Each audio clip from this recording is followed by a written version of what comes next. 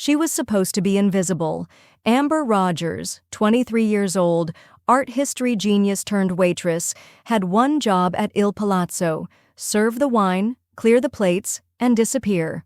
But tonight, in the restaurant's most exclusive private suite, Fabiano Pinto, New York's most feared mafia boss, is about to sign a $150 million contract to reclaim his family's ancestral Sicilian estates. The document looks perfect. The experts swear it's authentic. The ink is right, the age is right, the seal is right. Except it isn't. And Amber, standing in the shadows with a water pitcher and a photographic memory for Renaissance iconography, has exactly one chance to do the impossible: speak 6 words in Sicilian that will stop a catastrophic fraud, expose a deadly conspiracy, and reveal that the invisible waitress in the corner knows more about his heritage than his own historians. November rain in Manhattan was theatrical, the kind that made the city look like it belonged in a film noir. On East 57th Street, where Bentleys idled at red lights and doormen wore white gloves year-round, Il Palazzo rose 5 stories of limestone and old-world power. To call it a restaurant was technically accurate but spiritually insufficient. Il Palazzo was where oligarchs brokered deals, where senators made backroom agreements, where conversations that never appeared in official records happened over $400 bottles of wine. The dress code wasn't posted, because if you had to ask, you didn't belong. And moving through this temple of power every evening, carrying trays and wearing a uniform that might as well have been camouflage, was Amber Rogers. At 23, Amber had become an expert at erasure. Her dark hair was always pulled back so tightly it made her temples throb. Her uniform, white button-down, black vest, black slacks, was always pristine. Her expression was always pleasant, but blank. She moved through the dining room like water, filling gaps, anticipating needs, never drawing attention. She was invisible by necessity, because if anyone looked too closely, they might recognize her. 3 years ago, Amber Rogers had been the youngest person to ever receive the Wyeth Fellowship in Italian Renaissance Studies. Her undergraduate thesis on forgery techniques in 16th-century papal documents had been published in 2 academic journals. She'd been offered research positions at the Met, the Frick, and the Getty. Then her mother got sick. Pancreatic cancer, stage 4. Dr. Elena Rogers didn't believe in 6-month prognoses. She believed in experimental treatments that cost $40,000 a month and weren't covered by insurance. Amber had made a choice. The fellowships paid $35,000 a year. Il Palazzo's servers made that in 3 months, so she'd disappeared, ghosted her academic advisors, stopped answering emails from Christie's and Sotheby's, put her degrees in a drawer and put on an apron instead. That was 3 years ago. Her mother was still alive, stubbornly, expensively alive, and Amber was still invisible. Until tonight. Rogers, Mr. Benedetti, the restaurant's general manager, had the kind of voice that could curdle hollandaise.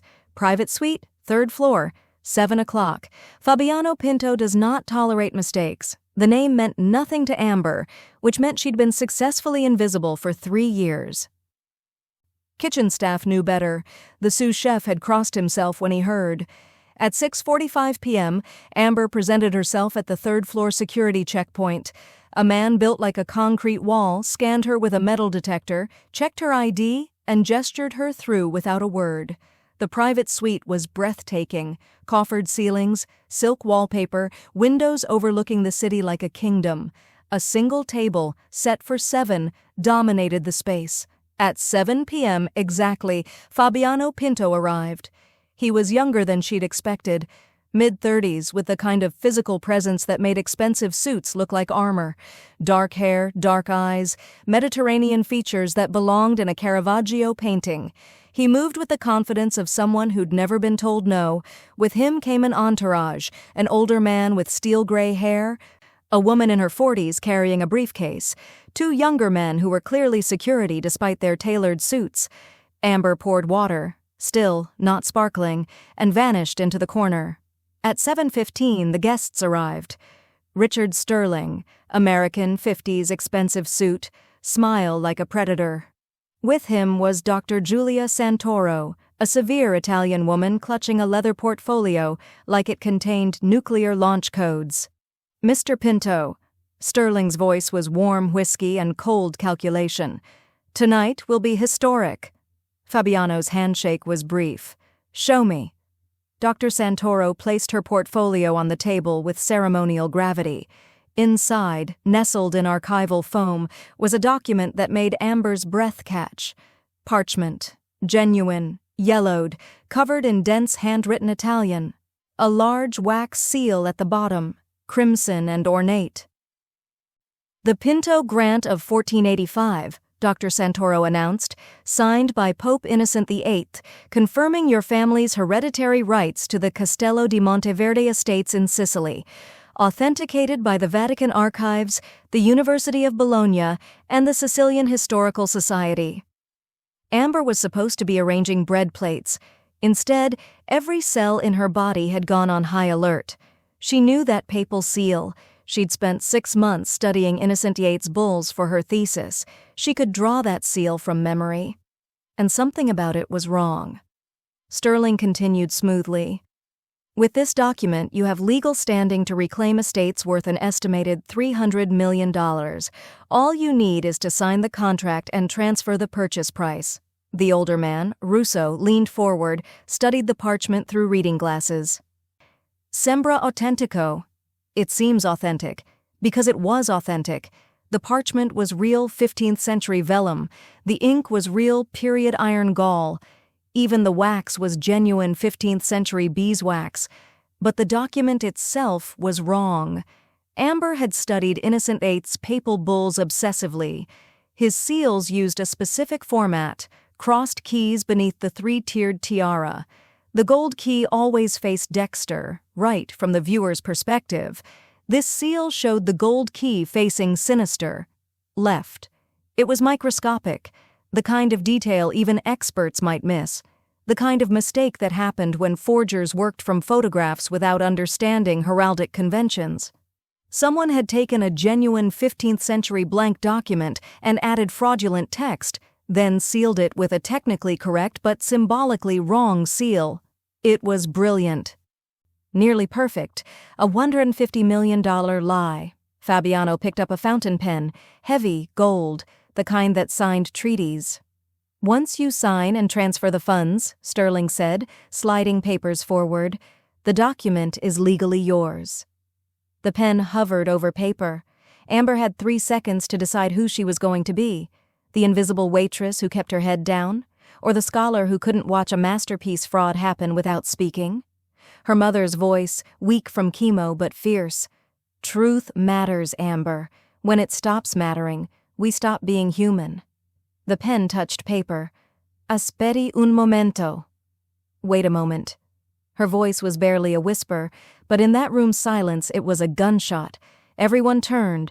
Security hands moved toward jackets. Sterling's smile froze. Dr. Santoro looked confused, and Fabiano Pinto, very slowly, put down the pen and turned to look at her. His expression was unreadable. His voice was soft, dangerous. "Ci sei tu? Who are you?" Amber's heart hammered. Her hands shook. Her entire life was about to implode. But the fraud on that table couldn't stand. She stepped forward, out of the shadows, out of invisibility. "I'm the waitress," she said.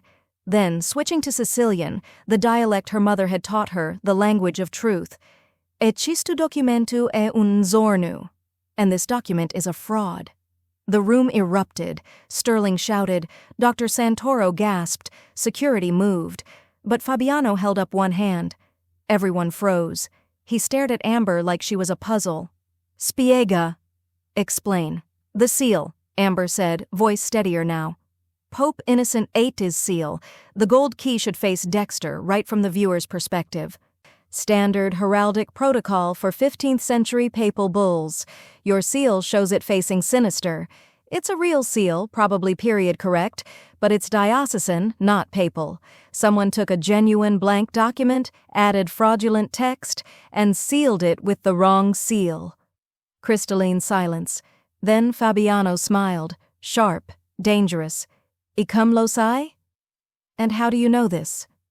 Amber took a breath. Because before I started serving your water, I spent 4 years studying papal forgery at Columbia.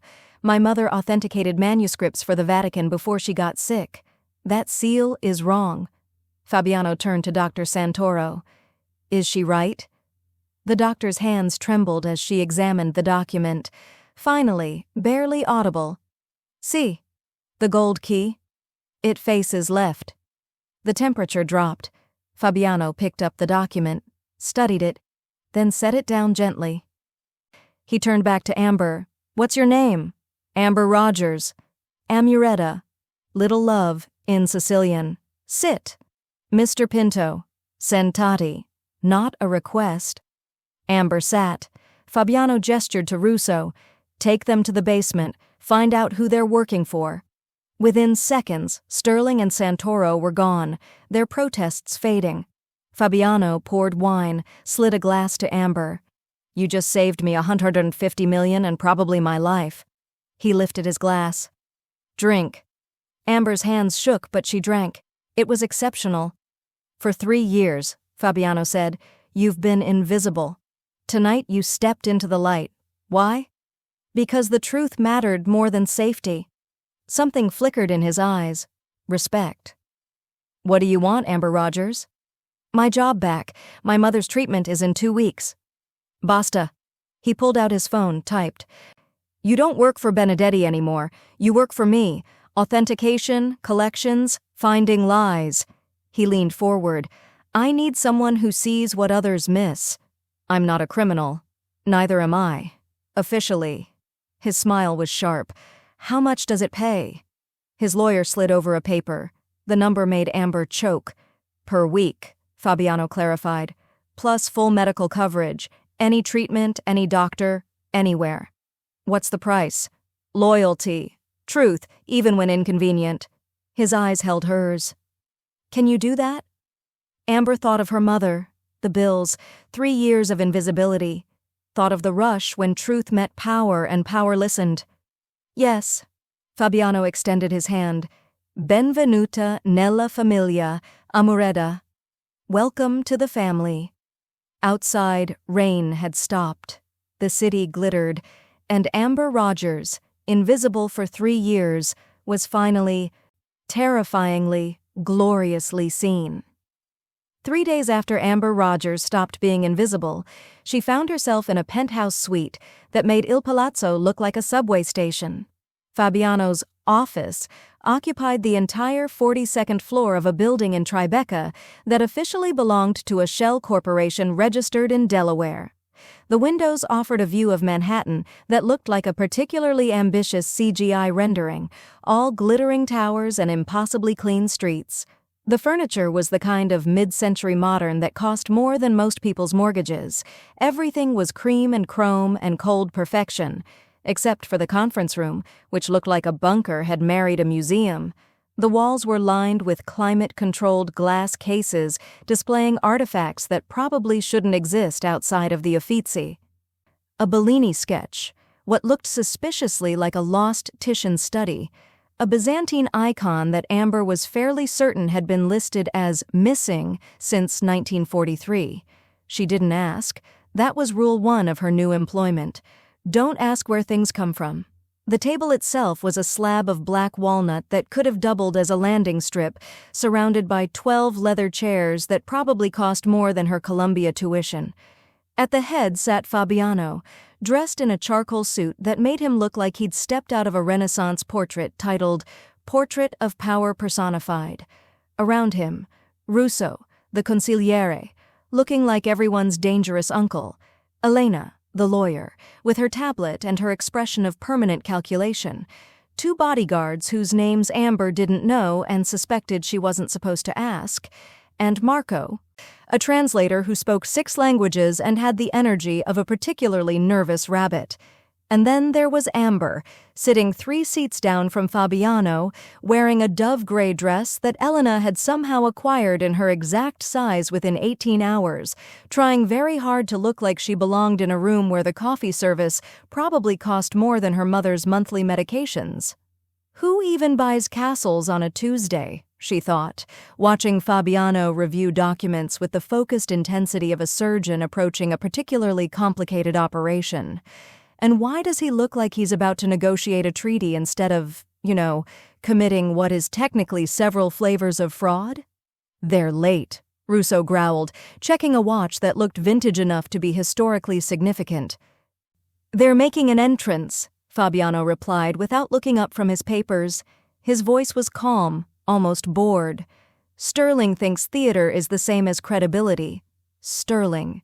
The name made Amber's stomach tighten. Richard Sterling, the broker who'd tried to sell Fabiano the fake papal bull. Fabiano had let him go after 12 hours of conversation in what Russo euphemistically called the basement interview room.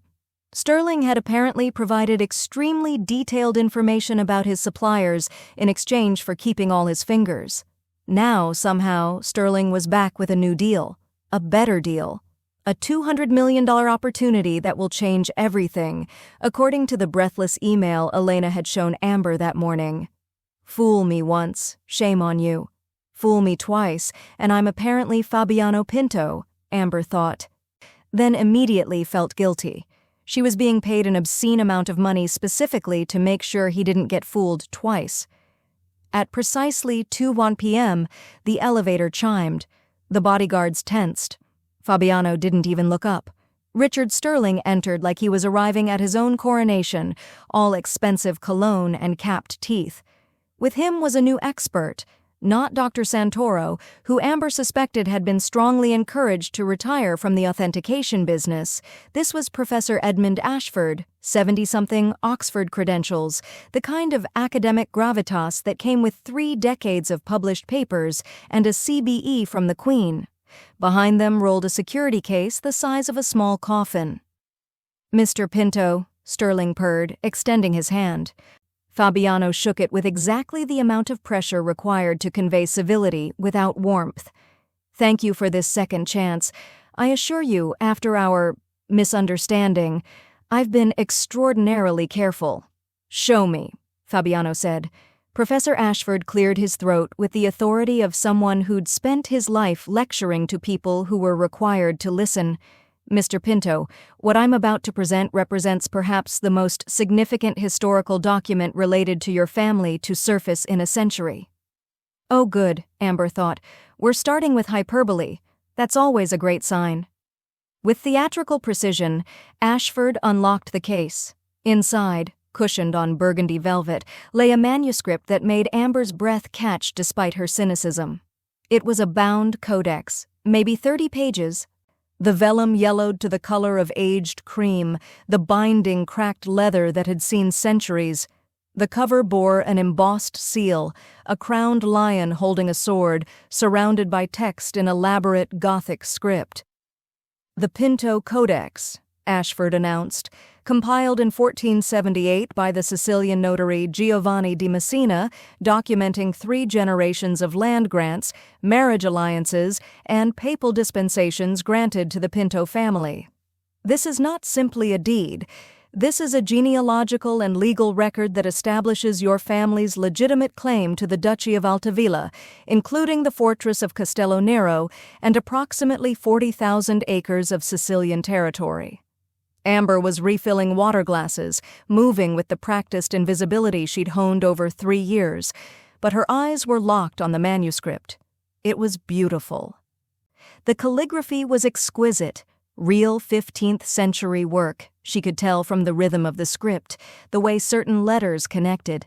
The vellum was genuine, properly aged, with the subtle texture that only centuries could create. But something was wrong. "The provenance," Sterling interjected smoothly, "is impeccable. Recovered from the private library of the Marquis of Palermo, whose family served as custodians of Sicilian noble records for 4 centuries. Professor Ashford has spent 8 months on authentication." Ashford nodded with the gravity of Moses presenting the tablets. The carbon dating places the vellum between 1465 and 1485. The ink is period-appropriate iron gall compound. The binding technique matches documented 15th century Sicilian bookmaking practices. I have molecular analysis, spectroscopic data, and comparative paleographic studies. Who needs a castle this badly? Amber wondered, watching Fabiano's face remain perfectly composed while Sterling quoted a price that had 8 figures. Wait, 40,000 acres in Sicily. That's not a castle. That's a small country with really good pasta. Russo was examining the codex now, turning pages with white-gloved hands. His expression showed grudging admiration. The script is Sicilian court style, late Quattrocento. Precisely. Ashford beamed. Note the distinctive. Amber's hand froze mid-pour. The inscription on the seal, the text surrounding the crowned lion. She'd been reading it subconsciously while trying to look like she wasn't paying attention. Sigil viem familiae de Pinto dvce Altavillae. Seal of the Pinto family, Duke of Altavilla. It was in Latin. Clean, formal, textbook Latin. And it was completely wrong. In 15th century Sicily, especially in official seals and documents related to noble families, the language wasn't pure Latin. It was a hybrid, Latin structure with Sicilian vernacular insertions, reflecting the unique cultural blend of Norman, Arab, and Italian influences that defined Sicilian nobility. A real seal from 1478 would have included Sicilian linguistic markers. It would have used DI instead of DE, would have incorporated Sicilian spelling conventions, would have shown the linguistic fingerprints of the island's complex cultural identity. This seal was written in the kind of Latin a forger would use if they'd learned it from a textbook instead of from studying actual 15th century Sicilian documents. It was a tiny thing, microscopic.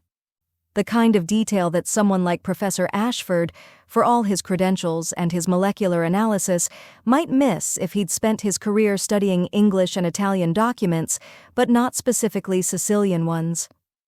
Amber's heart started hammering. Her hand trembled slightly as she set down the water pitcher. "Don't say anything," the rational part of her brain screamed. "You've been employed for 3 days. Sterling is already suspicious of you after the Papal Bull incident. If you're wrong, you look like an idiot. If you're right, you're going to humiliate an Oxford professor and blow up a $200 million deal." Fabiano was reaching for his pen. Sterling was sliding the contract forward, his smile growing wider.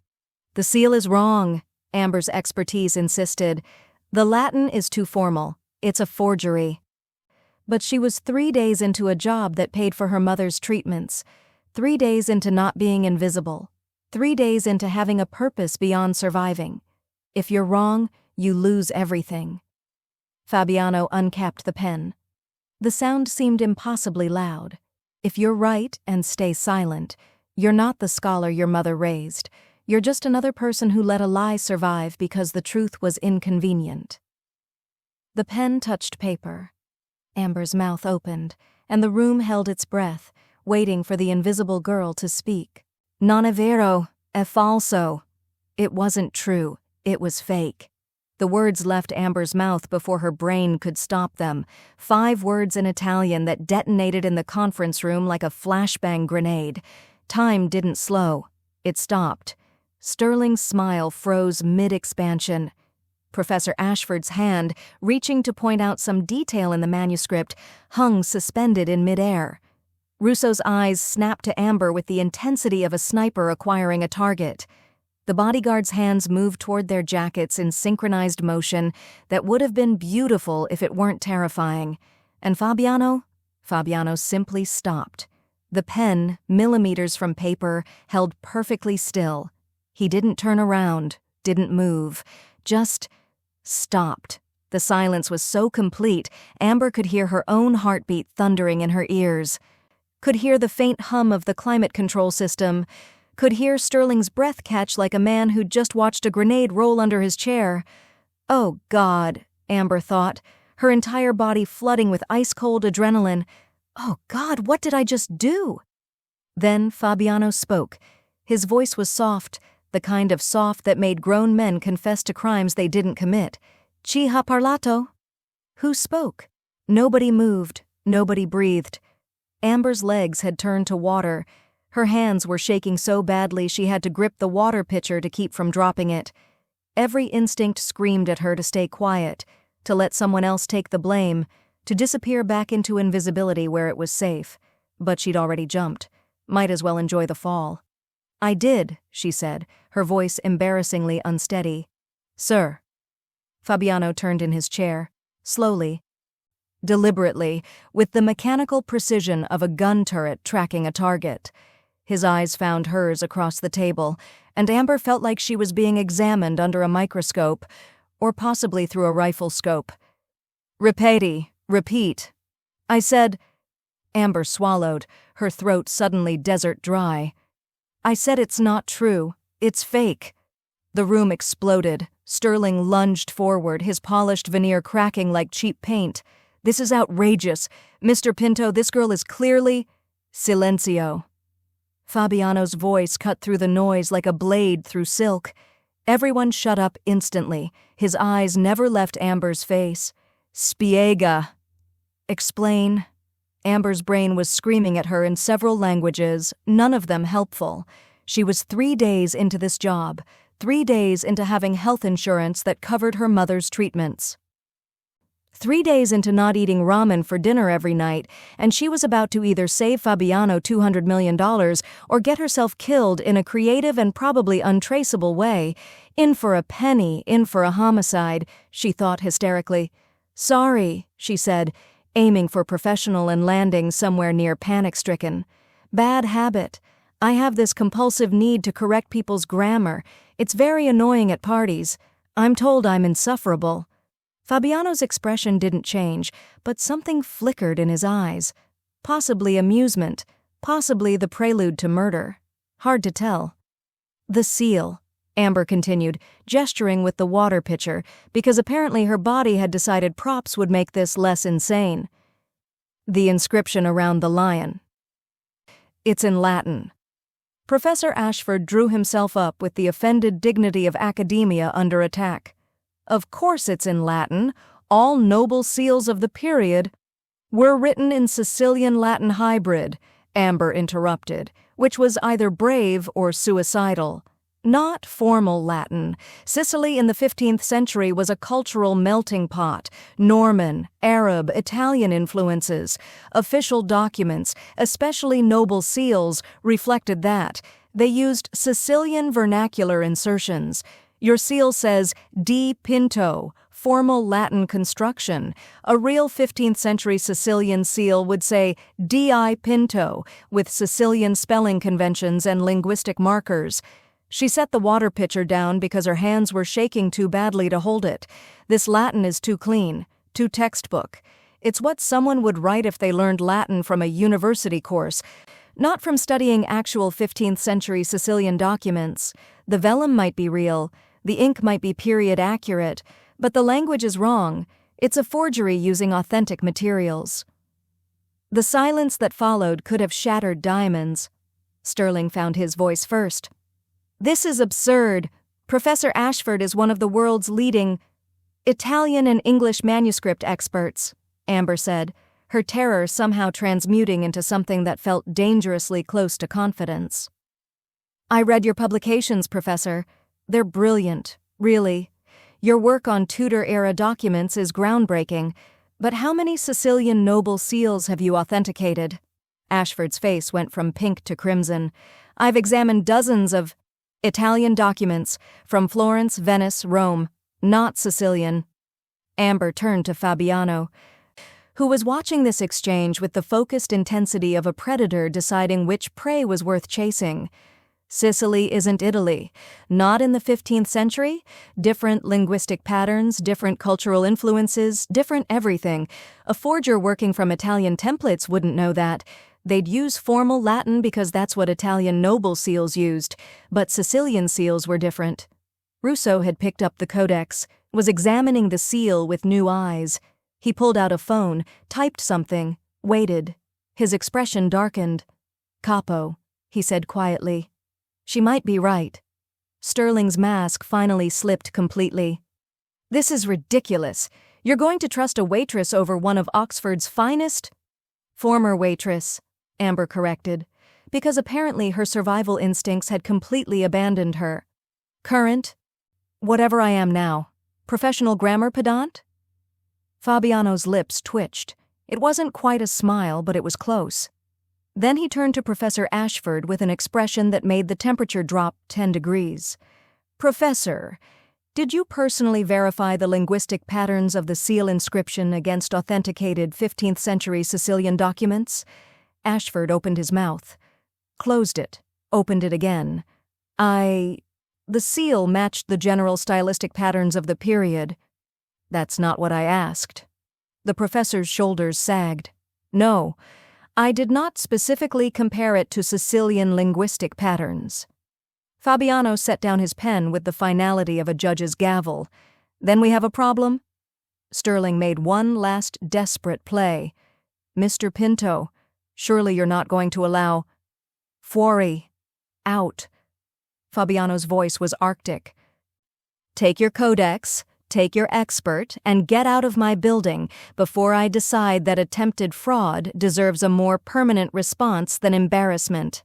Sterling and Ashford scrambled for the case with the desperate energy of men who'd just been granted an unexpected stay of execution. The bodyguards escorted them to the elevator with the kind of gentle encouragement usually reserved for livestock heading to slaughter. The doors closed. The suite was suddenly devastatingly quiet. Amber realized she was still standing, still holding herself upright through sheer force of will and possibly divine intervention. Her legs felt like they were made of overcooked pasta. Fabiano turned his chair to face her fully. Russo was watching her with new respect. Elena had a small smile playing at the corners of her mouth. "So," Fabiano said conversationally, "you just cost me a $200 million deal?" "I just saved you from a $200 million fraud," Amber corrected, then immediately regretted it because, "Shut up, Amber, shut up. You interrupted a business negotiation." "I corrected a grammatical error. You humiliated an Oxford professor. He humiliated himself by not doing his homework." Fabiano stood, and Amber's survival instincts finally woke up and started screaming. He walked toward her with the casual grace of someone who'd never had to hurry because obstacles tended to remove themselves from his path. He stopped in front of her, close enough that she had to tilt her head back to maintain eye contact, close enough that she could smell his cologne, something expensive and subtle that probably cost more than her monthly rent used to. "Amuretta," he said softly, "do you have any idea what you just did?" "Saved you money?" Amber offered weakly. "Demonstrated value as an employee? Possibly signed my own death warrant?" He smiled then, really smiled, the kind that transformed his entire face from dangerous to devastating. "You just proved that everyone in this room, including me, is wrong to ever underestimate you again." He turned to Russo. "Double her salary. Capo, duplica, double it. And find out who's supplying these forgeries. Someone's getting very good at using authentic materials. I want to know who." Russo nodded and disappeared into his phone. Fabiano turned back to Amber. "You have a gift for making powerful men look foolish. Is that going to get me killed?" "Eventually, probably." His smile was sharp now. "But not by me. By me. You're going to get promoted." Amber's legs finally gave up the fight. She sat down heavily in the nearest chair. "Grazie a Dio," she muttered. "Thank God." "Don't thank God yet," Fabiano said. "Thank him when we find whoever's creating these forgeries, because tomorrow we're going hunting." And Amber realized that stopping time was easy. Living with the consequences was going to be the hard part. The office Fabiano led her to wasn't an office. It was a statement. Floor-to-ceiling windows overlooking the Hudson, furniture that belonged in a design museum, and a desk made from a single piece of black walnut that probably required its own insurance policy. Everything was sharp angles and clean lines, the aesthetic of someone who'd eliminated anything soft from their life as a matter of survival. Fabiano closed the door. The click of the lock echoed like a gunshot. Amber's newfound confidence evaporated instantly. She was alone in a room with a man whose business card probably just read, "Problem solved," in elegant serif font. "Sit," he said, gesturing to one of two leather chairs facing the desk. Amber sat. The chair was obscenely comfortable, which somehow made this worse. "At least if I'm about to be murdered, I'll die with good lumbar support," she thought hysterically. Fabiano didn't sit behind the desk, the traditional power position. Instead, he sat in the chair next to hers, angled so he could watch her face, close enough that she could see the faint scar above his left eyebrow, the precise way his hair was cut, the small gold cufflinks that probably cost more than her mother's monthly medication bill. "So," he said conversationally, "Amber Rogers, Columbia graduate, Wyeth Fellow, published scholar." He paused. "3-year gap in your CV where you disappeared completely. Want to tell me why?" "Not particularly," Amber said, then winced. "Sorry," reflex answer. "My therapist says I use sarcasm as a defense mechanism." "Your therapist is correct." His expression didn't change. "Answer the question." Amber took a breath. "My mother got sick. Cancer. The treatments weren't covered by insurance. Academic fellowships pay roughly the same as starvation wages. Il Palazzo paid actual money. Math is math." "So you walked away from a brilliant career to serve wine to people who wouldn't know a Caravaggio from a calendar." "I walked away from a brilliant career to keep my mother alive." Her voice came out sharper than intended. "Sorry if that doesn't fit the narrative of tragic academic genius. I made a choice. I'd make it again." Something shifted in his expression, not quite respect, but recognition. Like he understood choices made between impossible options. "And now you're working for me," he said. "Doing exactly what you were trained to do, making more money than you ever would have in academia, with better healthcare than any university would provide." He tilted his head slightly. "Does that bother you? That I'm working for someone who's definitely involved in criminal enterprise?" Amber asked. "Or that I'm really good at it?" "Both."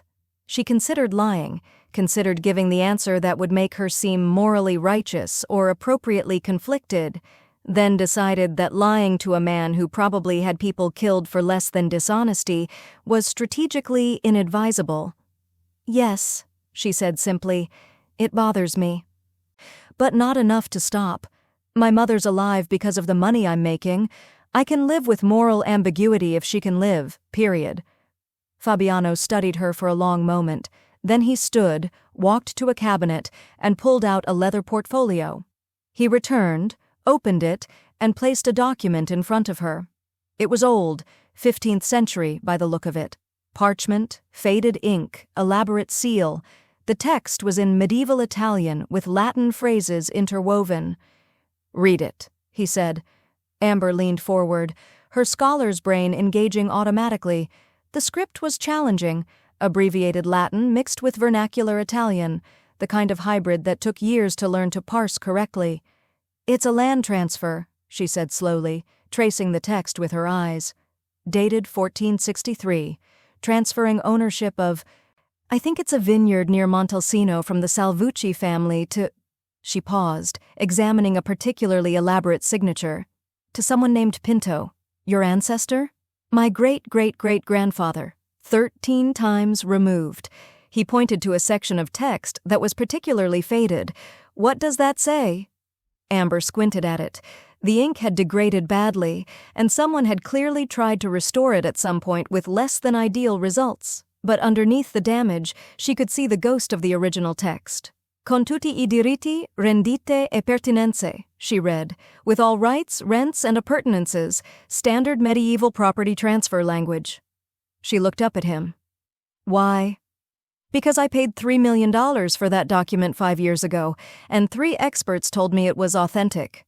His expression was unreadable. "Is it?" Amber looked back at the parchment, her pulse quickening. This was a test. Everything was a test with him. She examined the seal more carefully, looked at the ink patterns, studied the way the text flowed. Then she noticed something.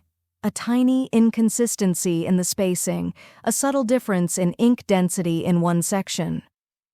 "The document is authentic," she said slowly, "but it's been altered. Someone added text here. She pointed to a section near the bottom. Probably in the 18th or 19th century, the added text claims mineral rights to the property. The original document wouldn't have mentioned minerals because they weren't legally relevant until mining laws changed in the 1700s. You paid $3 million for a real document that someone enhanced to be worth more. Fabiano's expression didn't change, but she felt the shift in the room's energy, like a predator recognizing worthy prey. How can you tell? The ink in that section has a slightly different composition. You can see it under magnification. It's trying to match the original, but the chemical signature is off by maybe 50 years. Also, the handwriting is trying too hard. Forgers always try too hard to match the original hand. Real scribes make unconscious variations. This is too perfect. She sat back. So congratulations, you own an authentic 15th century land deed with fraudulent 18th century additions. It's worth maybe $500,000, not $3 million. I knew you were good, Fabiano said softly. I didn't know you were this good. Is this the part where you ask for a refund? This is the part where I realize everyone who's ever sold me historical documents is about to have a very bad week. He smiled, and it wasn't entirely friendly. Starting tomorrow, you're reviewing every acquisition I've made in the last decade. That sounds like months of work. It is. Do I get hazard pay? You get to keep breathing, which is more generous than I usually am with people who cost me $2.5 million. Technically, the person who sold you the altered document cost you that money. I just pointed it out. Don't split hairs, Amber. It's literally my job to split hairs. Also, grammatical errors, also forgeries. I'm very good at splitting things. For the first time, he actually laughed, a genuine sound that transformed his entire face from dangerous to almost human. You're either the bravest woman in New York or the most self-destructive. I'm academically thorough with suicidal honesty. It's a specific personality type. The moment hung between them, sharp and electric, the kind of tension that could tip either into violence or something equally dangerous. His eyes held hers, and Amber felt her breath catch. This was more than respect. This was recognition. Two people who understood that truth had a cost and paid it anyway. The door burst open. Russo stood in the doorway, phone in hand, expression grim. Capo, Spariti. They've vanished. Fabiano's face went cold. Sterling and Ashford? Both. We had men following them. They got in a car at 23rd Street. 3 blocks later, the car was empty. Professional extraction. They knew we'd come for them, Fabiano said quietly. Worse. Russo looked at Amber, then back to Fabiano. The codex they left behind? We had forensics look at it. The vellum is real, but there's a tracking device embedded in the binding. Someone wanted to know exactly where that document went. The temperature in the room dropped 10 degrees. They weren't trying to scam me, Fabiano said slowly. They were trying to place surveillance in my collection. Or confirm your location for... The window behind Fabiano's desk suddenly sprouted a small red dot.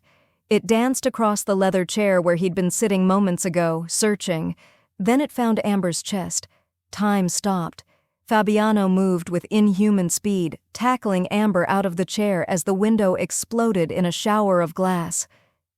The bullet passed through the space where her head had been a heartbeat earlier, burying itself in the wall with a sound like a hammer striking meat. They hit the floor hard, Fabiano covering her body with his, as 2 more shots punched through the windows, the distinctive crack thump of a suppressed rifle echoing across the water. "Jew!" Russo shouted, dropping behind the desk. "Sniper! Across the river! Building under construction!"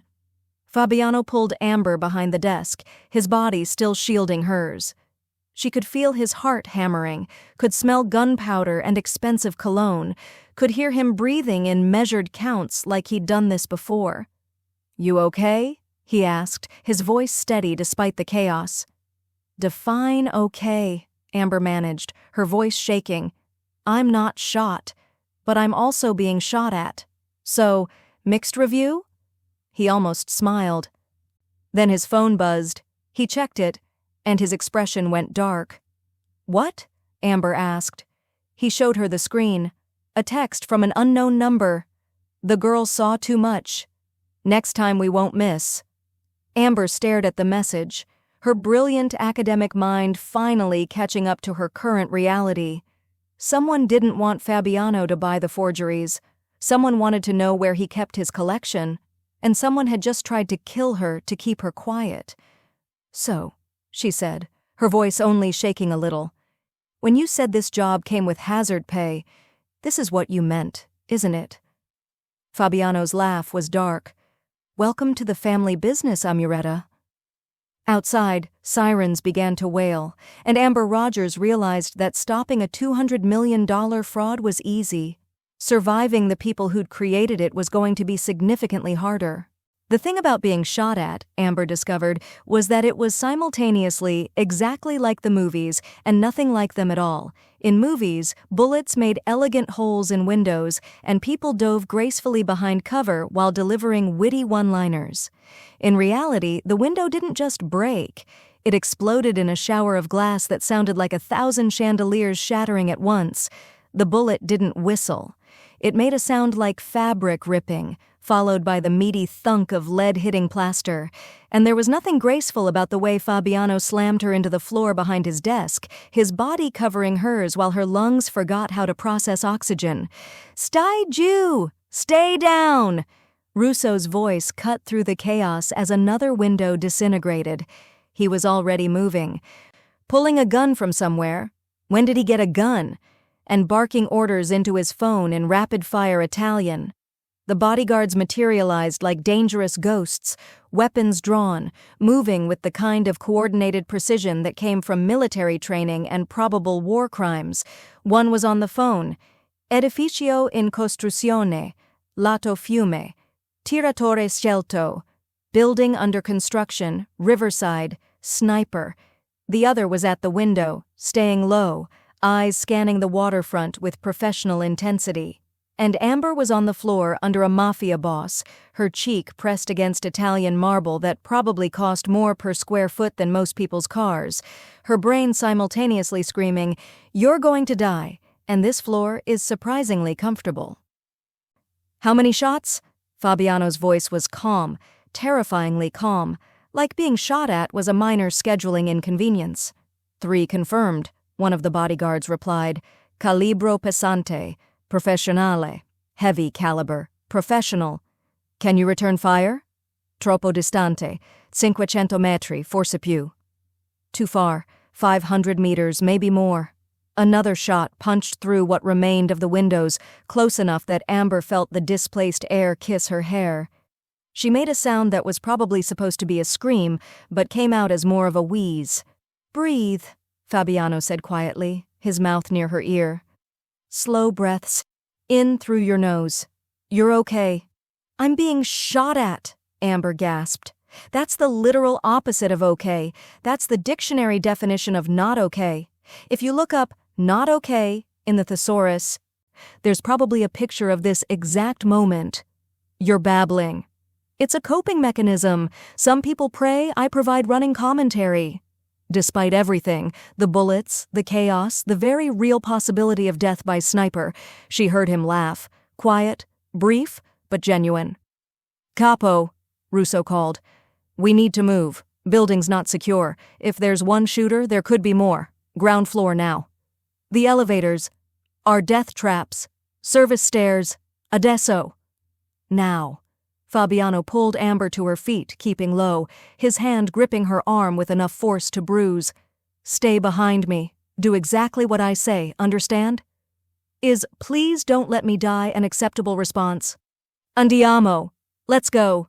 They moved in a tight formation, bodyguards front and back, Russo at point, Fabiano keeping Amber in the center like she was a particularly valuable package.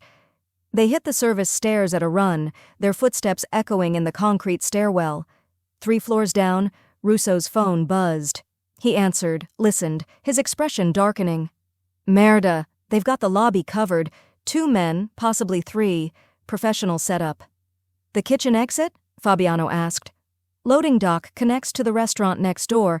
Vietnamese place. Kitchen should be active. Lots of civilians, which means they can't." A door above them crashed open. Footsteps, heavy and fast, coming down. "Corey! Run!"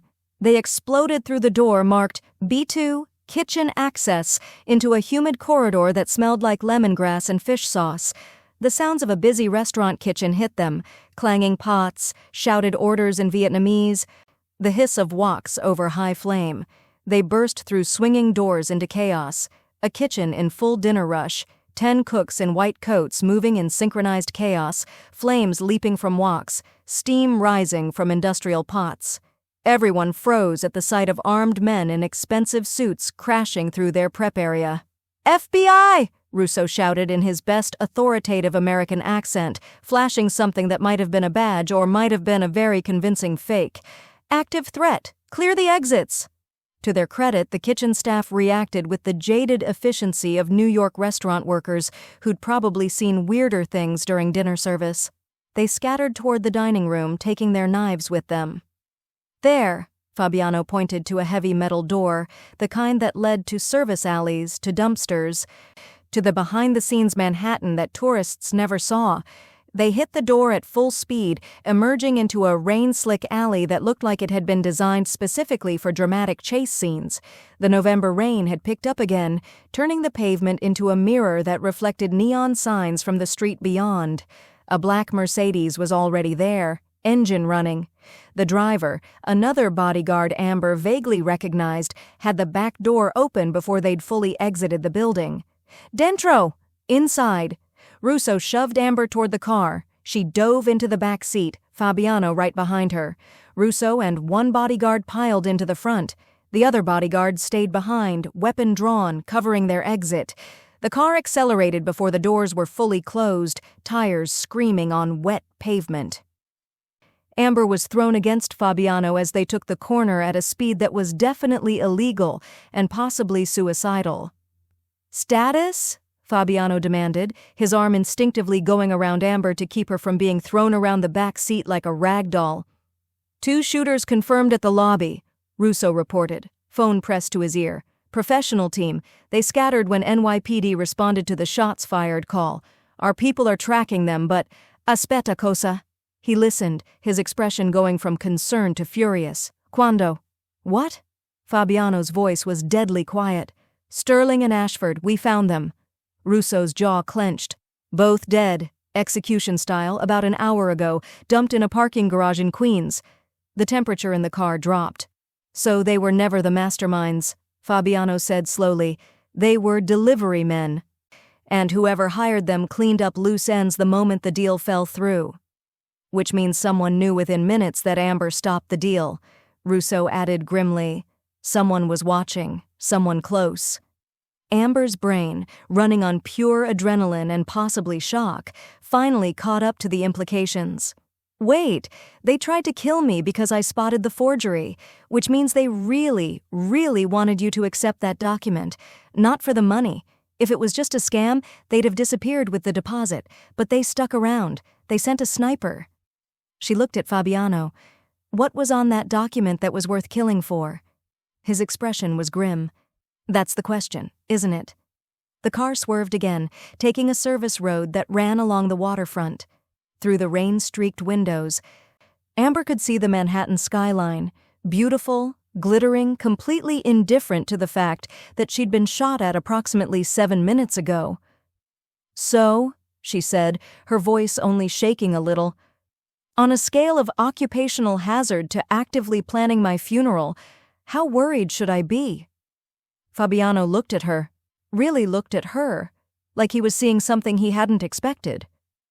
"You just survived a professional assassination attempt. Most people would be crying or catatonic. Most people didn't grow up with a mother who thought appropriate dinner conversation was, 'Let's discuss the technical methods medieval poisoners used to avoid detection.'" Amber took a shaky breath. "Also, I'm absolutely going to have a breakdown later. Right now, I'm running on adrenaline and possibly shock. Ask me again in an hour when my brain remembers how to feel things." Despite everything, he smiled. "You're remarkable. I'm a disaster held together by student debt and spite. That too. The car pulled into an underground parking garage, not a public one but the kind that required biometric access and had cameras on every surface. They descended 3 levels into concrete and fluorescent lighting. "Safe house," Russo explained, already typing on his phone. "No one knows about this location except core family. We'll regroup, figure out who's trying to kill us, and plan accordingly." The car stopped. Everyone piled out with the efficient speed of people who'd done this before. Amber stumbled slightly as her legs remembered they were made of jelly, and Fabiano caught her arm. "Easy," he said quietly. "I'm fine," Amber lied. Then, because apparently near-death experiences destroyed her filter completely. "So, first date's going great. Really exceeded expectations. 5 stars, would recommend to friends." Fabiano stared at her for a beat. Then he laughed, actually laughed, the sound echoing in the concrete garage. "First date? Well, you bought me wine, we had dinner conversation, someone tried to kill us. That's basically a first date in New York, right?" "Dio mio," Russo muttered. "Capo, she's insane." "She's in shock," Fabiano corrected, but his eyes were warm. "And she's right. This is going great." He kept his hand on her arm as they walked toward an unmarked steel door. His touch was steady, grounding, the only thing keeping Amber from floating away on a cloud of terror and inappropriate humor. "Amber," he said quietly, so only she could hear. "I need you to understand something. That I'm probably going to die? That you're the only person who saw what was wrong with those documents, which makes you the only witness I can trust." His expression was serious now, the humor gone. "Everyone else in my organization, my experts, my advisors, even my family, could be compromised. But you? You have no reason to lie to me. No agenda except survival and truth. That's a terrible basis for trust." "It's the only basis for trust." His grip tightened slightly. "Which means, until we find who's behind this, you don't leave my sight.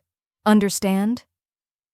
Amber should have been terrified, should have demanded to be taken home, to be released from this insane job, to be allowed to return to her safe, invisible life. Instead, she looked up at this dangerous, complicated man who just shielded her body with his own and said, "Understood." The steel door opened onto a stairwell leading down, deeper into the earth, deeper into his world, and Amber Rogers, scholar and former waitress, followed Fabiano Pinto into the dark, because the truth was worth protecting, even if it killed her. The safe house was not a house. It was a fortress disguised as luxury.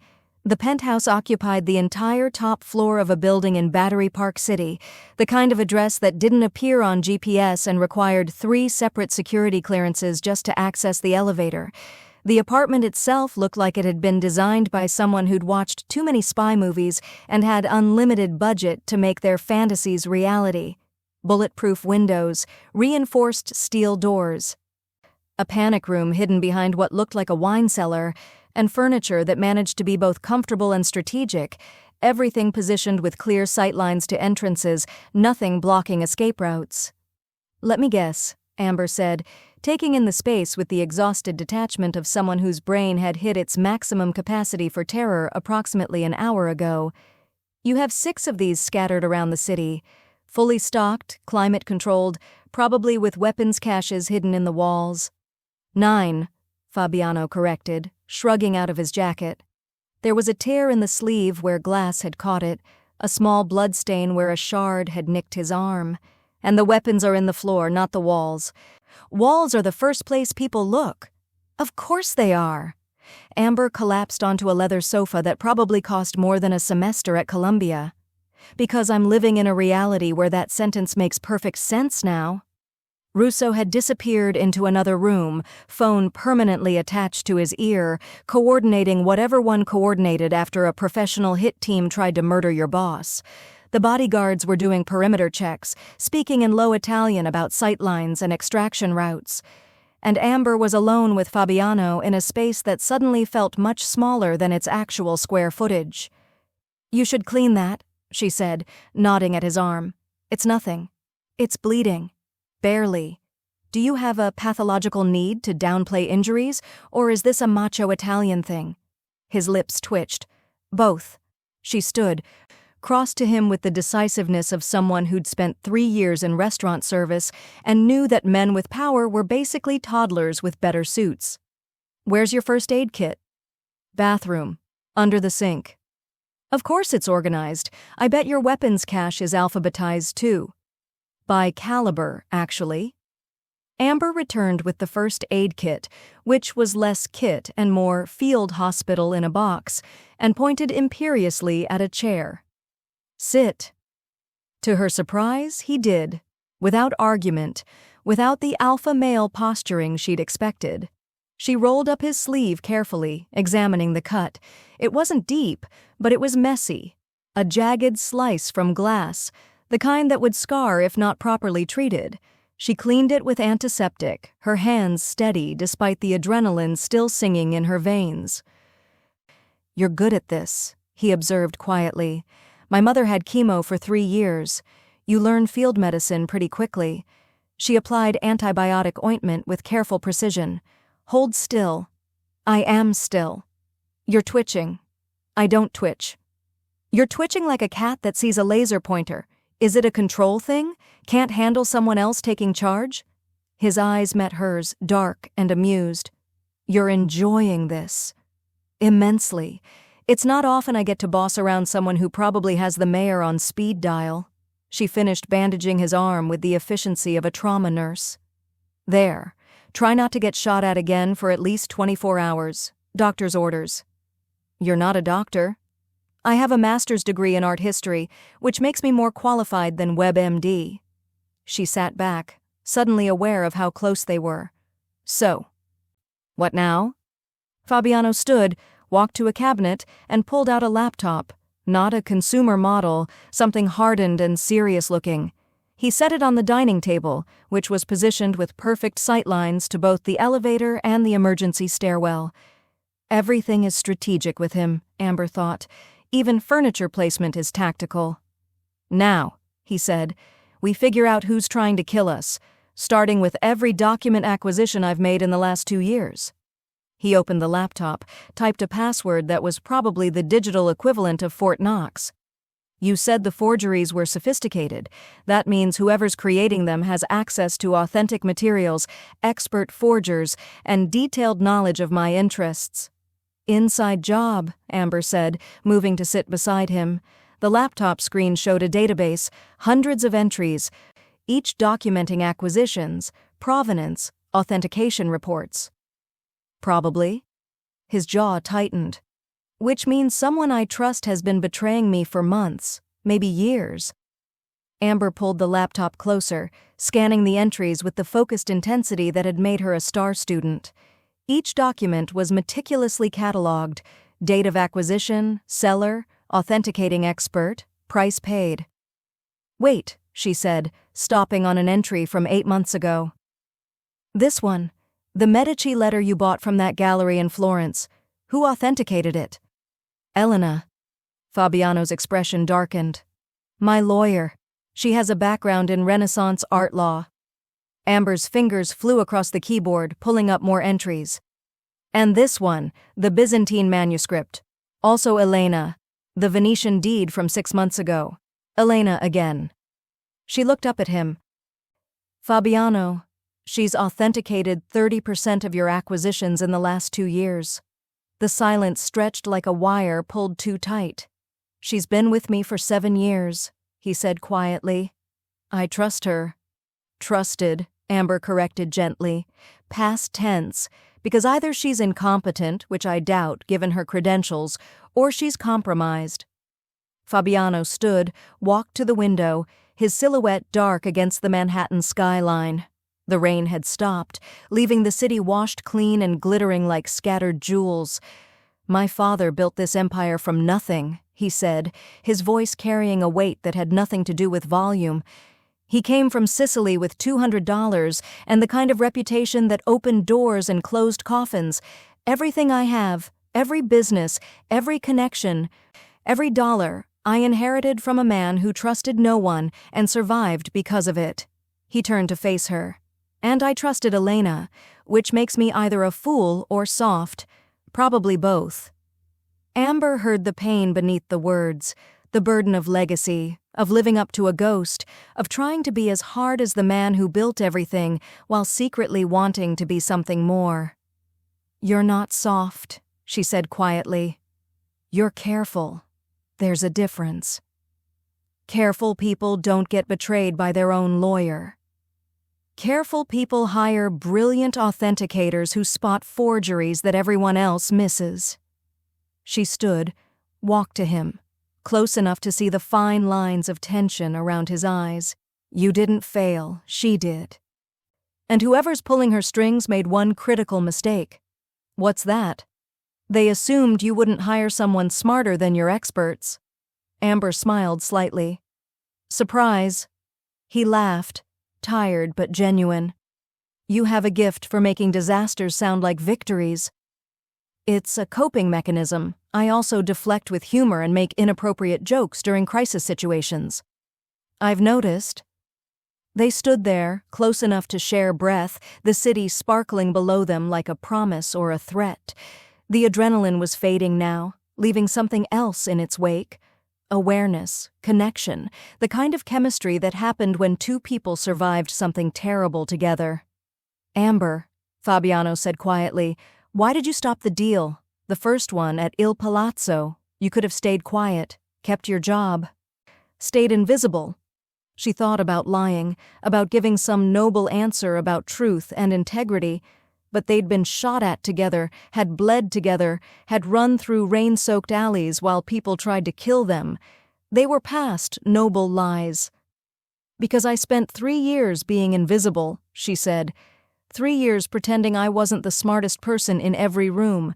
3 years failing at the only thing I was ever good at, seeing the truth. And I was so scared that if I stayed silent one more time, I'd disappear completely. I'd become the ghost I was pretending to be. She swallowed hard. "I didn't speak up because it was brave. I spoke up because staying silent was a kind of death." His hand came up, cupped her face with surprising gentleness. "You're terrified. Constantly. But you do it anyway." "What choice do I have?" "Amuretta," he said softly, the Sicilian endearment that meant little love, little light. "You have every choice. You could run, disappear, go back to being invisible." His thumb brushed her cheekbone. "But you won't." "How do you know?" "Because you're like me." His voice was rough now, intimate. "You'd rather die visible than live as a ghost." The moment stretched between them, electric, dangerous, inevitable. His hand was still on her face. Her heart was hammering. The space between them had become measurably smaller, though neither remembered moving. "This is a terrible idea," Amber whispered. "Probably the worst I've had all week. We're in a safe house because people are trying to kill us. Makes it worse or better. Depending on perspective." "I work for you. This violates approximately 12 HR policies." "I don't have HR." "That's not the defense you think it is." He smiled, slow, devastating, the expression of a man who knew exactly what he was doing and was doing it anyway. "Tell me to stop." She should. She absolutely should. This was insane, unprofessional, dangerous in ways that had nothing to do with snipers and everything to do with the way her entire body had decided that oxygen was optional. The explosion shook the building like a giant had kicked it. The windows rattled, the lights flickered. Somewhere below them, car alarms started screaming in harmony with the sudden wail of fire alarms. Fabiano's entire demeanor changed in a heartbeat, from intimate to tactical, from almost lover to protector. He pulled Amber behind him, his body once again serving as her shield. Russo burst through the door, gun drawn. "Capo! Parking garage! Vehicle bomb! 3 floors down!" "Casualties?" "Our people are checking, but—" Russo's expression was grim. "Capo, they found us. They found the safe house." Amber's blood turned to ice. Because safe houses were supposed to be secret, known only to core family, which meant, "Inside job confirmed," Fabiano said, his voice deadly quiet. "Someone told them where we were." His jaw clenched. How many people knew this location? 7, Russo said. You, me, the bodyguards. He paused. And Elena. I called her when we changed locations. Standard protocol. The silence was absolute. Then Fabiano pulled out his phone, dialed a number, waited. When someone answered, his voice was arctic. Elena, we need to talk. Now. He hung up. Looked at Amber. The warmth from moments ago was gone, replaced by the cold calculation of a man who'd just confirmed his worst suspicions. Get your things, he said quietly. We're leaving. Where are we going? His smile was sharp and absolutely terrifying. To have a conversation with my lawyer about the cost of betrayal.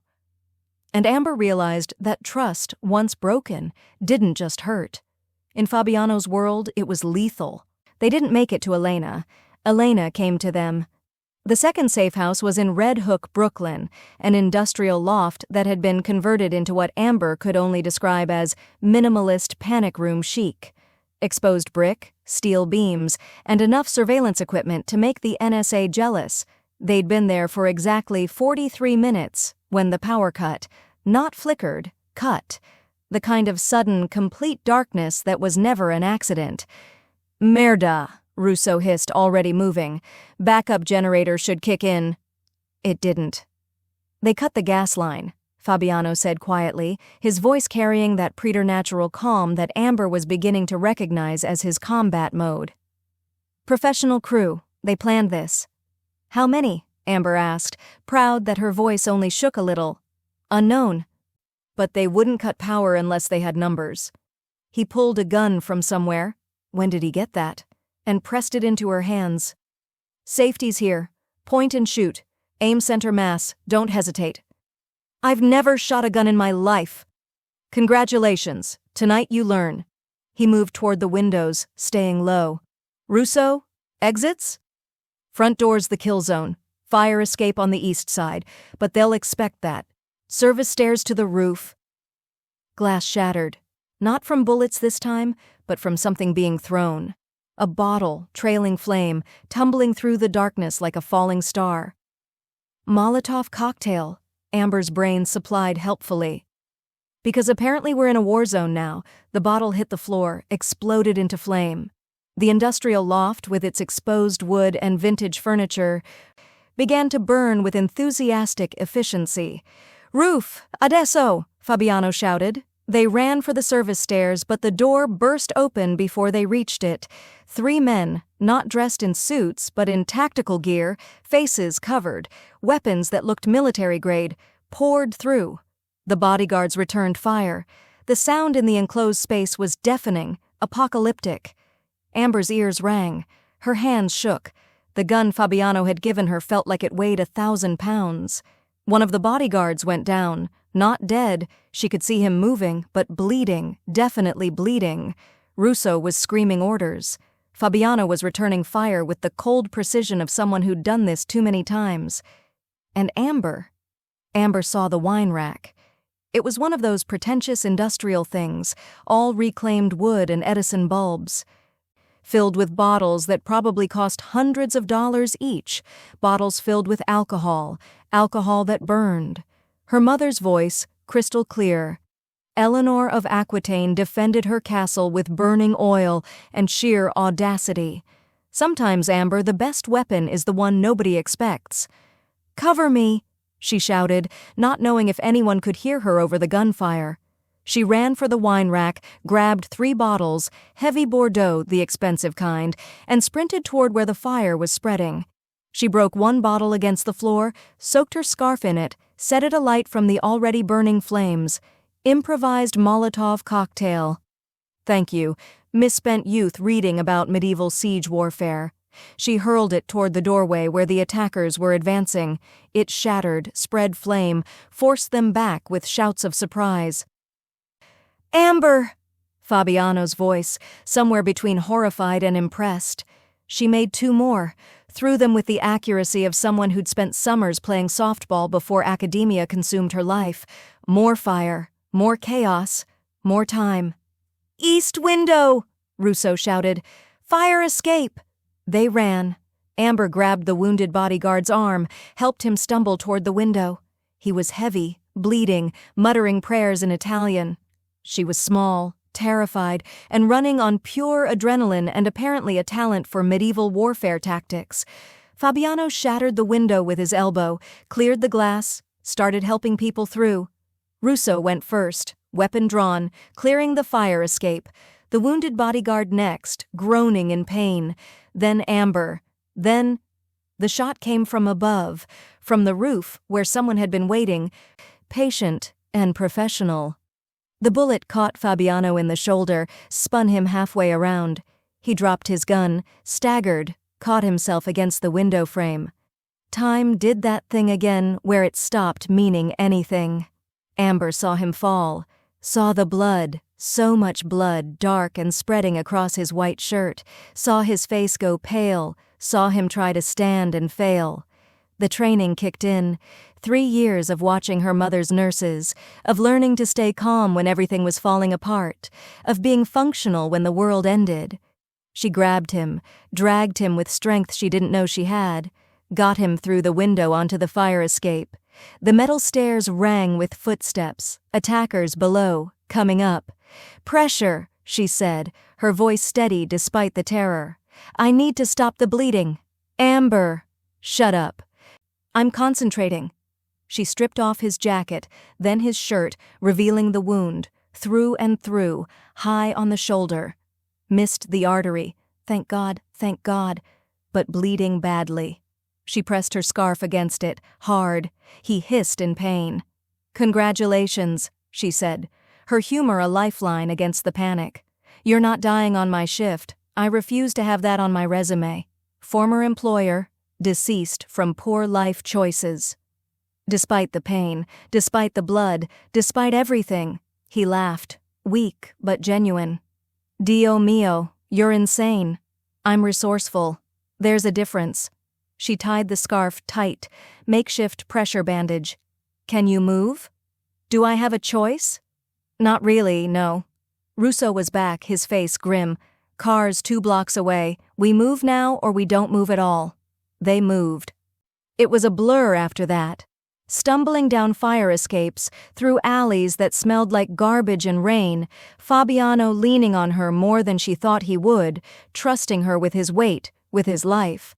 The attackers behind them, sirens in the distance, the city turning from sanctuary to battlefield. They made it to the car, a different one this time, something nondescript and fast. Russo drove like he was auditioning for Formula One. Amber kept pressure on Fabiano's wound, her hands red with his blood, her mind eerily calm. "Where are we going?" she asked. "Red Hook Marine Terminal," Russo said grimly. "Old warehouse, one of the original family holdings." He glanced at Fabiano in the rearview mirror.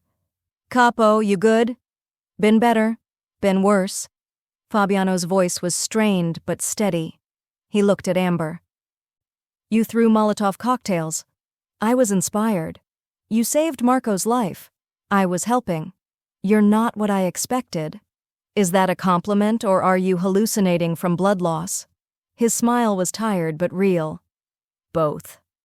The warehouse was exactly what it sounded like, massive, industrial, smelling of oil and old fish. Russo had called ahead. More of Fabiano's people were waiting, 6 men with guns and expressions that suggested they were done being polite about things. They carried Fabiano inside, laid him on a table that had probably seen worse things than emergency field medicine. Someone had brought a proper first aid kit, the military kind with sutures and antibiotics and painkillers that were definitely not over the counter. Amber cleaned the wound properly, stitched it with hands that barely shook, her years of watching her mother's medical procedures finally paying dividends she'd never wanted to use. "You're good at this," Fabiano said quietly, watching her work. "I'm motivated not to let you die." She tied off the last suture. "Also, you still owe me 3 months' salary and excellent health insurance. Can't collect if you're dead." Always thinking practically. Someone has to. Russo entered, phone in hand, his expression murderous. "Capo, we found Elena." And? She's at her apartment, acting like nothing's wrong, but he pulled up something on his phone, showed Fabiano. We tracked the forgeries, the commission, the payments, everything. They all lead back to the same source. Amber leaned over to look. Bank transfers, encrypted messages, a trail of digital breadcrumbs that someone hadn't been careful enough to hide. And there, at the center of it all, was a name that made Fabiano's face go cold. Cristiano, he said quietly. The word was barely a whisper, but it carried the weight of betrayal and fury, and something that might have been grief. Your cousin? Russo asked, though it wasn't really a question. My cousin. Fabiano's jaw clenched. He commissioned the forgeries, used Elena to authenticate them, tried to place tracking devices in my collection, then tried to kill me when it failed. He looked up at Russo, and his eyes were empty of everything except cold purpose. How long? Best we can tell? 2 years. Maybe more. He's been positioning himself to take over, talking to the other families, making alliances, building support. Russo's voice was grim. Capo, he's been planning a coup. The silence in the warehouse was absolute. Where is he? Fabiano asked quietly. Elena gave him up. He's at the old Pinto estate in Staten Island, the one your father left you. Russo's expression was dark. He's making a statement. Thinks he already won. Fabiano stood, moving carefully around the fresh stitches. Amber wanted to tell him to sit down, to rest, that he'd been shot less than an hour ago. But she saw his face and knew that nothing she said would matter. Gather, everyone, Fabiano said quietly. Everyone we trust, everyone loyal to my father's memory. We end this tonight. Capo, stasera. Tonight. He tried to kill me. He tried to kill her. His eyes found Amber's, and she saw something in them that was both terrifying and protective. That ends now. Amber should have been scared, should have asked to be taken somewhere safe, to be removed from whatever was about to happen. Instead, she stood. I'm coming with you. Amber, you said I'm the only witness you trust. That means you need me there. She lifted her chin, channeling every ounce of stubborn determination that had gotten her through Colombia, through 3 years of service work, through bullets and fire. Besides, someone needs to make sure you don't tear your stitches. Doctor's orders. Fabiano stared at her for a long moment. Then, impossibly, he smiled. Sei pazza. You're crazy. You're bleeding on my handiwork. We're both disasters. She grabbed her jacket. Let's go confront your treacherous cousin before I remember I'm supposed to be terrified. As they walked toward the cars, toward whatever ending this night would bring, Fabiano caught her hand. Squeezed once. A promise or a prayer. She couldn't tell which. Thank you, he said quietly, for not letting me die. Thank me when this is over, Amber replied. And you're buying me the most expensive dinner Manhattan has to offer, somewhere without snipers or explosions. Deal. They drove toward Staten Island, toward the old Pinto estate, toward the final confrontation with betrayal that wore a familiar face. And Amber Rogers, scholar and accidental warrior, realized that some truths were worth more than survival. Some truths were worth everything. The Pinto estate in Staten Island looked like something out of a Gothic novel, all wrought iron gates and overgrown gardens, the kind of place where family secrets went to fester and occasionally murder people. The mansion itself was dark, except for lights blazing in the East Wing library, an invitation, a challenge. A stage set for the final act. He wants an audience, Russo muttered, checking his weapon with practiced efficiency. Thinks he's already won. Maybe he has, Fabiano said quietly, his wounded shoulder bound tight beneath a fresh shirt. He'd refused painkillers, need to stay sharp, and the blood loss was making his face pale in the dashboard lights. Maybe this was always going to end here. Don't, Amber said sharply from the back seat. Don't you dare get philosophical on me. We're walking into what is very obviously a trap, and I need you focused, not composing your tragic final monologue. Despite everything, he smiled. Yes, doctor, They'd brought 6 men, all family, all loyal to Fabiano's father, all armed and looking like they'd welcome an excuse for violence. But Fabiano had been clear, "This is between Cristiano and me." "You're backup, not the main event." Amber had her phone in her pocket, recording app already running. Whatever happened in that library, there would be evidence, truth preserved even if they didn't survive to use it. Medieval scholars didn't run toward danger, she thought as they approached the mansion. They stayed in monasteries and complained about the quality of vellum. Why didn't I become a normal academic?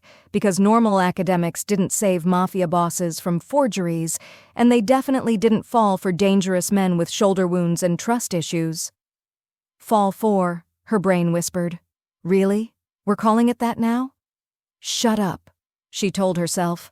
Existential crisis later. Survival now. The front door was unlocked. Another message. "Come in, I'm waiting." They moved through the house like ghosts, through a foyer with dusty chandeliers, past family portraits whose eyes seemed to follow their movement, up a grand staircase that creaked with age and secrets. The library door stood open. Light spilled out, warm and inviting and absolutely treacherous. Fabiano paused at the threshold, looked at Russo. 2 minutes. If shooting starts before then, it means diplomacy failed. "Capo, 2 minutes," Fabiano repeated. Then, to Amber, "Stay behind me." "Obviously. I'm small and squishy. You're large and recently bullet-resistant." He almost laughed. Then he walked into the library, and Amber followed, her phone recording everything in her pocket. Cristiano Pinto sat in a leather chair like it was a throne. He was younger than Fabiano, maybe 28, with the same dark hair and sharp features. But softer somehow, like a sculpture that hadn't been fully finished. Handsome in a way that probably got him whatever he wanted, until he encountered something that couldn't be charmed. He was also holding a gun. Casually, like it was a glass of wine. "Cugino," he said with a smile that didn't reach his eyes. "Cousin. You look terrible. Someone shoot you?" "Someone tried." Fabiano moved further into the room, putting himself between Cristiano and Amber. Always protecting, always the shield. "Your people, I assume." "My people." Cristiano's smile widened. "I like the sound of that. My people. Like I'm building something, which I am, actually. I'm building what should have been mine from the beginning. Papa left me the business. Papa left you everything." The charm cracked, revealing rage beneath. The business, the estate, the respect, the legacy. And what did I get? A monthly allowance and a seat at the children's table during family meetings. He stood, the gun now pointed more deliberately. "I'm older than you were when you took over. Smarter, better educated, but you were his favorite, his heir, his perfect soldier son. So you tried to destroy me."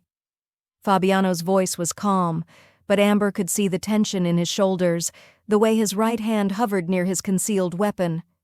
"The forgeries, the tracking devices, the assassination attempts, all because you're jealous." "I'm realistic," Cristiano corrected. "You're weak, Fabiano. You hire outsiders." His eyes flicked to Amber with contempt. "You trust people who aren't blood? You try to legitimize what Papa built instead of expanding it. You're making us soft." "I'm keeping us alive," Fabiano said quietly. "Papa's methods worked in his time. This is different." "This is surrender," Cristiano's voice rose.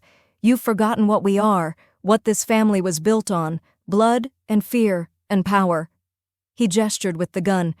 "I'm going to remind them, starting with you." Amber's heart was hammering, but her hands were steady. The phone in her pocket was recording every word, every confession, every self-incriminating rant about assassination and betrayal. Just keep him talking, she thought. Give Russo time to position people. Give the recording time to upload to cloud storage. "You commissioned the forgeries," Fabiano said. It wasn't a question.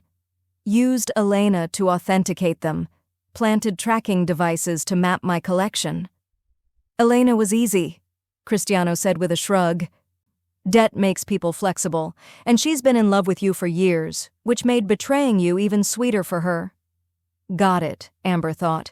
Confession to conspiracy, attempted murder, and being a general sociopath. That should hold up in court, if we survive to see a court. And when I didn't accept the documents? Fabiano pressed. Plan B, kill you, make it look like a rival family, step in as the grieving cousin who stabilizes everything. Cristiano's smile was poisonous. It would have worked perfectly if your little waitress hadn't stuck her nose where it didn't belong. Don't. Fabiano's voice carried a warning. What? Don't insult your pet academic? The girl who saved you with her useless degree? Cristiano's laugh was ugly. She's a weakness, Fabiano. The fact that you brought her here proves it. The old you would have locked her somewhere safe. The new you keep her close because you're soft. I keep her close because she's the only person who's been honest with me, Fabiano said quietly, which is more than I can say for family. The words hit like a physical blow. Cristiano's expression twisted into something ugly, hate and hurt and rage all mixed together. Then let's make this simple, he said, raising the gun. I kill you. I kill her. I tell everyone the rivals got to you before we could intervene. Tragic, heroic even. And I take what should have always been mine. Everything happened at once. Cristiano fired. Fabiano moved, trying to shield Amber, but she was already diving sideways, her years of being small and fast in crowded restaurants finally paying lethal dividends. The bullet missed them both, buried itself in the bookshelf. Priceless first editions exploded into confetti. Russo and the guards burst through the door, weapons drawn. Cristiano's people, because of course he had people hidden, emerged from behind furniture, from doorways, from shadows. The library became a war zone. Amber hit the floor behind a desk, her ears ringing from gunfire, her brain running on pure survival instinct. She could see Fabiano across the room, taking cover behind an overturned table, returning fire with cold precision despite his wounded shoulder. Russo was shouting orders. Someone was screaming, wounded, maybe dying. The smell of gunpowder filled the air like a toxic perfume. And then Cristiano was there, looming over Amber, his gun pointed at her face, his expression triumphant. You should have stayed invisible, he said. Amber's mouth opened. Her brain, running on terror and adrenaline and possibly divine intervention, switched languages. Tu si nucciardu, she said in perfect Sicilian. You're a coward. Nucciardu ca non sapi mancu como tradire bonu. A coward who doesn't even know how to betray properly.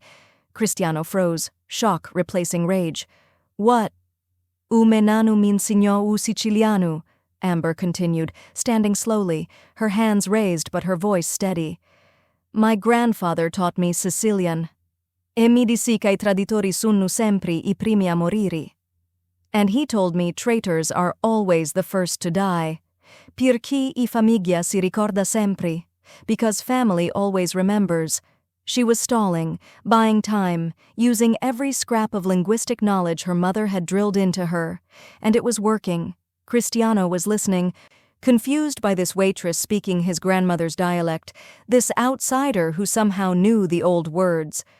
Fabiano non è debole, Amber said quietly. Fabiano isn't weak. È abbastanza forte per fidarsi di cui non è sangue. He's strong enough to trust those who aren't blood. Tu non lo sai, you're not. Shut up. Cristiano raised the gun. Fabiano appeared behind him like a vengeful ghost. Cristiano! His cousin turned. The gun swung toward Fabiano. They were 5 feet apart, close enough to see each other's faces, to recognize the family resemblance, to understand that this was the end of something that had started generations ago. Don't, Fabiano said quietly. Cugino, don't make me. Cristiano fired. Time did that crystalline thing where every second became hours. Amber saw the muzzle flash, saw Fabiano's body twist, saw him fall, saw blood, too much blood, always too much blood, spread across his chest. She screamed. Didn't remember starting, but sound was ripping from her throat as she launched herself at Cristiano with the fury of someone who'd spent 3 years being invisible and was done being silent. She tackled him, all 115 pounds of rage and terror and love she hadn't admitted to yet, and they went down hard. The gun skittered away. Russo was there instantly, pulling her off, restraining Cristiano with efficient brutality. But Amber didn't care about Cristiano anymore. She crawled to Fabiano, her hands immediately finding the wound, high chest, bleeding badly, his breathing shallow and wrong. "No, no, no," she heard herself saying, pressure on the wound, her hands red again, everything red again. "You don't get to die. You promised me dinner, expensive dinner. You can't die before you pay your debts. That's just bad business." His eyes opened, found hers. He tried to smile and managed something that was half grimace, half genuine amusement. "You ruined my business meeting," he murmured, his voice thread-thin. "I saved your life twice. You're welcome." Tears were streaming down her face, mixing with blood and gunpowder residue. "Stay awake. Stay with me. Please, Fabiano, per favore." "Amuretta," he whispered. "Little love. Don't you dare little love me and then die. That's cheating. That's emotional manipulation." Her voice broke. "You have to stay. I can't need you to know." His hand found hers, gripped with surprising strength. "You're not invisible. Never were. From the first moment. Saw you." "Shut up. Save your breath." "Ambulance is coming. Love you," he said quietly. Simple, final, true. "Had to say it." His eyes closed. "No!" Amber's scream tore through the library. "Fabiano! Fabiano!" Russo was there, phone to his ear, shouting for paramedics. Someone was doing chest compressions. Someone else was saying medical words that sounded like death sentences. And Amber held his hand, her brilliant mind that could spot forgeries and speak dead languages and survive bullets completely useless against the reality of the man she loved bleeding out on a library floor. "Please," she whispered, to God or fate or anyone listening, "please don't take him. Not now. Not like this." The sirens were getting closer, but Fabiano's hand in hers was getting colder, and Amber Rogers, who'd faced down assassins and betrayal and her own fear, finally understood that some truths were too painful to survive. 6 weeks later, the New York Times headline read, "Massive art forgery ring exposed. Federal investigation uncovers $150 million fraud scheme." The Wall Street Journal went with, "Renaissance document forgeries traced to international criminal network." Art News, always more dramatic, proclaimed, "The waitress who saved the art world, how one scholar exposed a forgery empire." Amber ignored them all. She had better things to do than read about herself in the third person, like explaining to her mother why she was quitting her job at Il Palazzo. "You're doing what?" Dr. Elena Rogers sat in her sunny kitchen in Queens, looking healthier than she had in 3 years. The experimental treatment was working, slowly, imperfectly, but working. Her hair was growing back in silver streaks that she claimed made her look distinguished. "I'm taking a new position," Amber repeated, pouring them both tea with hands that no longer shook when she thought about bullets and blood. "Cultural consultant for a private collection. The pay is substantial." "How substantial?" Amber told her. Her mother choked on her tea. "That's not a salary. That's a lottery jackpot." Elena narrowed her eyes with the suspicious intelligence that had made her a formidable scholar. "Amber Margaret Rogers, what kind of private collection pays that kind of money? The kind that requires someone who can spot forgeries that fool everyone else?" Amber offered weakly. "And this has nothing to do with the very handsome Italian businessman whose life you saved, the one who's been sending flowers to this apartment every week for a month?" "He's being polite. I did prevent him from being murdered." Polite is a thank you card.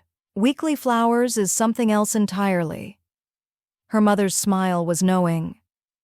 "When do I meet him?" "Mom? If he's paying you that much and sending flowers, I'm meeting him. Those are the rules. I don't make them."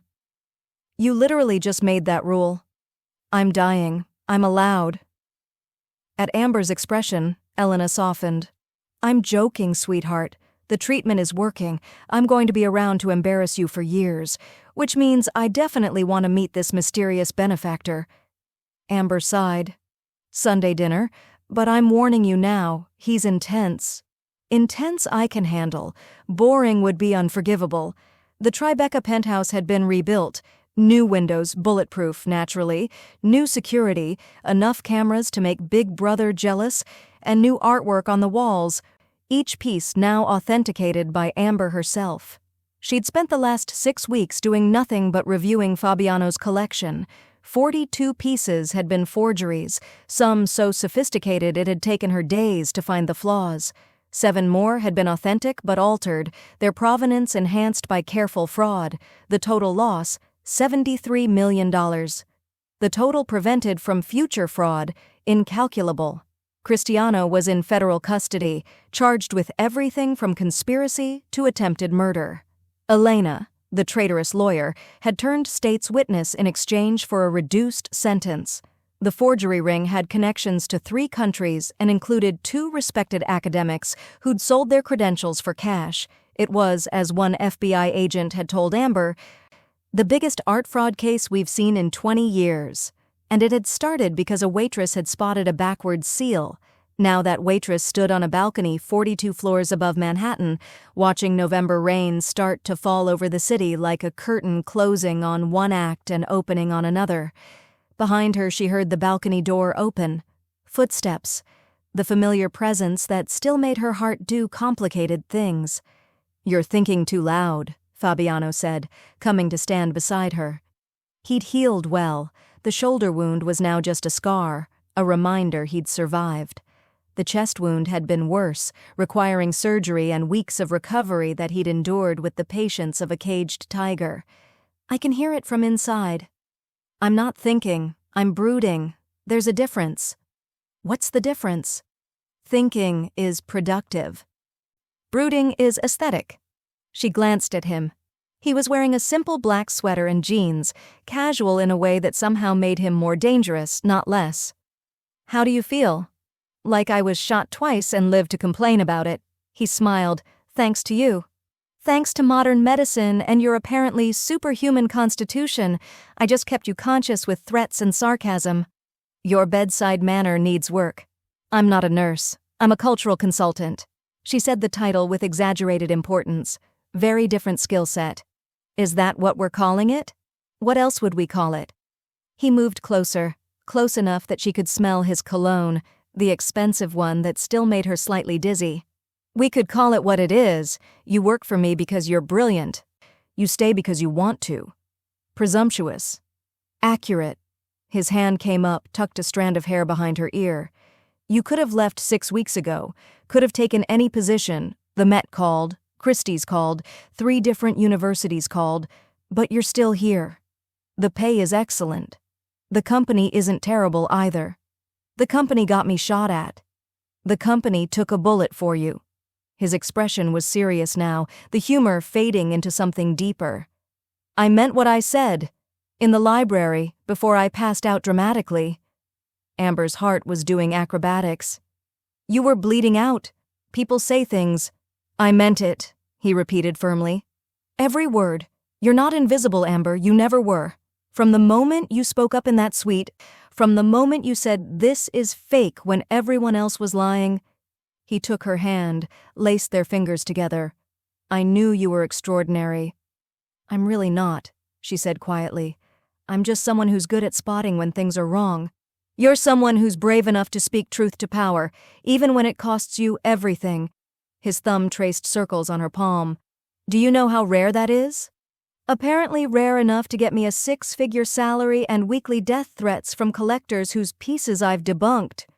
Also rare enough to make a man who trusted no one learn to trust again." He pulled her closer, his free hand coming up to cup her face. "I love you, Amber Rogers. I loved you when you corrected my experts. I loved you when you threw Molotov cocktails. I loved you when you kept me conscious by insulting my life choices." His smile was soft now, vulnerable. "I love you. Present tense. Ongoing condition. No expiration date." The rain was falling harder now, turning the city into a watercolor painting. The lights of Manhattan glittered like scattered stars, like promises, like the future spreading out before them. "I love you too," Amber whispered, and it was the easiest truth she'd ever spoken. "Even though you're a mafia boss with control issues and a talent for getting shot." "Former mafia boss," he corrected. "I'm going legitimate. You're a terrible influence." "I'm an excellent influence. You're just not used to having a conscience." "I'm not used to having you." He leaned down, his forehead resting against hers. "Don't leave." "Not planning on it." "Someone has to keep you from buying fake Botticellis." "Is that the only reason?" "That and the excellent health insurance." She smiled. "And possibly because I'm in love with you, but mostly the health insurance." He laughed, genuine, warm, the sound of a man who'd survived bullets and betrayal and his own demons to find something unexpected. Joy, hope, a future that didn't involve looking over his shoulder constantly. From inside, she heard the soft clink of glasses.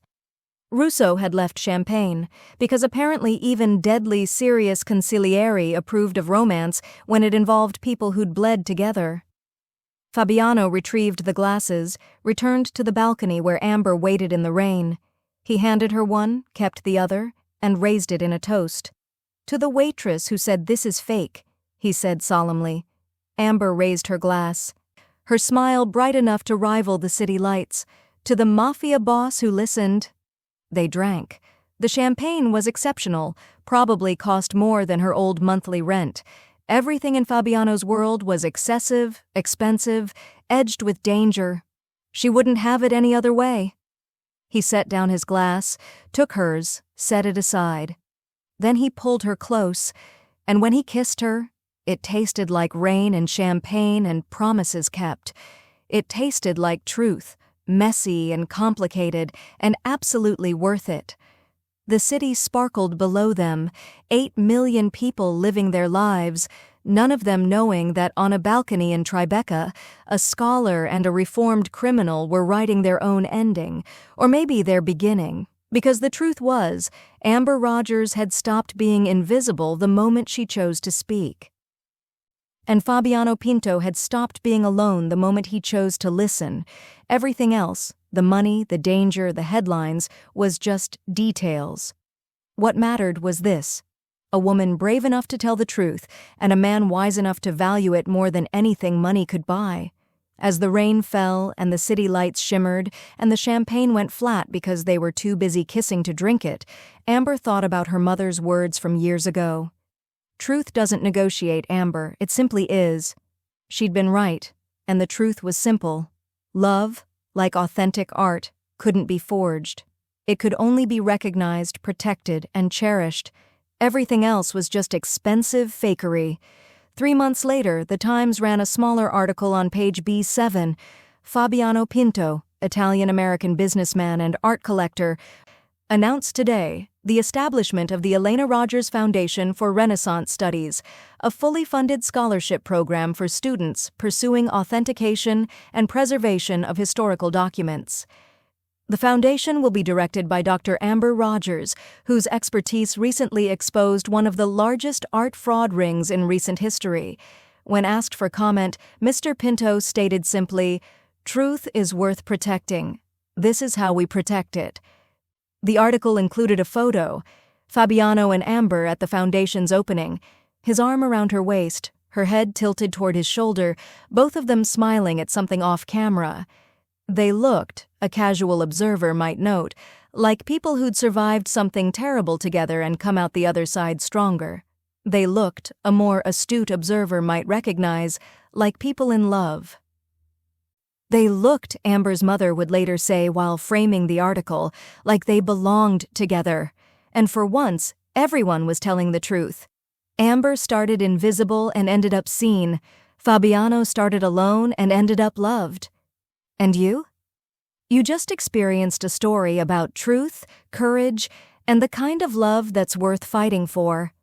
If you want more stories that make you feel something, Stories that remind you why romance and danger and wit make the perfect combination, then subscribe to Bella's Stories. We're building a community of people who believe in powerful storytelling. Join us, click subscribe, explore our other videos, and let's keep telling stories that matter. See you in the comments. Tell me your favorite moment from this story.